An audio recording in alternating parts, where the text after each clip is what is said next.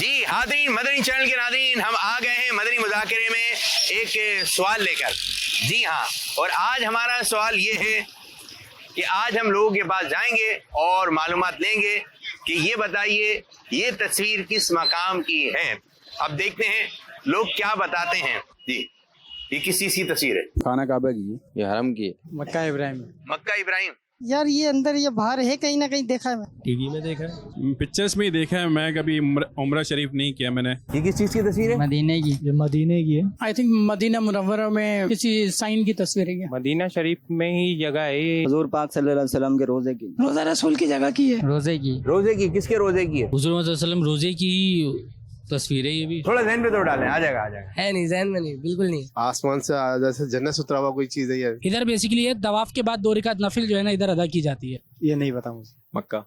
مکہ میں کس جگہ پہ؟ بیت خلیل جو بنا ہوا، جو گولائی جو بنی ہوئی ہے اس کے قریب ہی میرے خیال میں یہ ہے.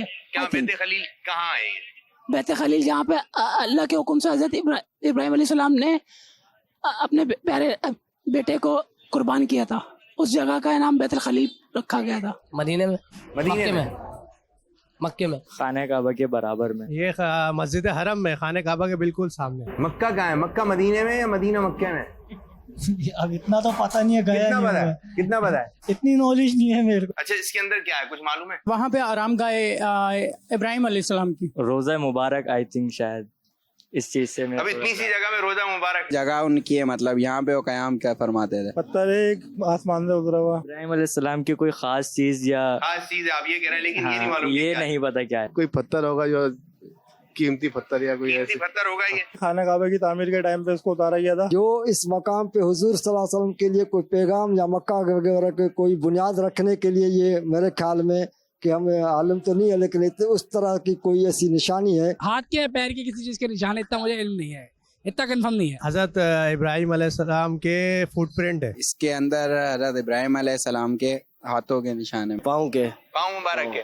چلیں جی یہ پاؤں مبارک کے بتا رہے ہیں، آپ ہاتھ مبارک کے بتا رہے ہیں. آ رہا ہے کچھ ذہن میں آ رہا ہے؟ آپ بتا دیجیے. آپ بتا دیں یہ کہاں کی جگہ ہے. امیر اہل سنت سے رہنمائی لیں گے. امیر سنت مقام ابراہیم کی کیا فضیلت ہے، مقام ابراہیم کے بارے میں کیا کہیں گے، مقام ابراہیم کو کس سے نسبت ہے، اس مقام ابراہیم کے اندر کیا کیا یادیں وابستہ ہیں. آپ جب مکہ پاک حاضر ہوئے تو آپ نے مقام ابراہیم کی زیارت کی. مقام ابراہیم کے اندر ہے کیا، اس کی کچھ برکتیں فضائل ہمارے بھی علم میں لے کر آئیے. لوگوں کی معلومات بہت کم ہے. یہ مقام ابراہیم کعبہ شریف کے بالکل چند قدم پر یہ سمجھو قریب ہی ہے. تو طواف یہ وہ پتھر ہے جو جنت سے نازل ہوا ہے. یہ اور حجر اسود یہ دونوں جنت سے آئے ہوئے پتھر ہیں. تو یہ مقام ابراہیم والا جو پتھر ہے نا، یہ اس پر کھڑے ہو کر کعبے کی تعمیر حضرت ابراہیم علیہ السلام نے کی ہے.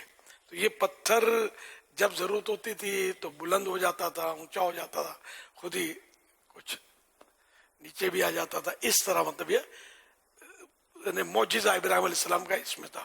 اور قدم مبارک کے نشان اس میں جو دکھائے گئے تو ابراہیم علیہ السلام کے مبارک قدموں کے نشان بن گئے اس پر. اور اس کو قبا یہ گنبد بنا دیا گیا ہے اس کی حفاظت کے لیے. اور اس کے بارے میں طواف کرنے والوں کے لیے ہے کہ ابراہیم کے مقام کو نماز کی جگہ بناؤ. تو یہاں جو طواف کرتے ہیں ان کے لیے ہر طواف کے بدلے 7 پھیروں کا ایک طواف ہوتا ہے. ہر طواف کے بعد یہاں 2 رکعت نفل پڑھنے ہوتے ہیں جو واجب ہے. اس کو واجب الطواف بولتے ہیں. یہاں پڑھیں یہ افضل ہے، اور پوری مسجد حرام میں پڑھیں تب بھی صحیح ہے. اور رش جب زیادہ ہوتا ہے تو وہاں پڑھنا دشوار ہوتا ہے. تو پوری مسجد الحرام میں جہاں چاہے پڑھ لیں.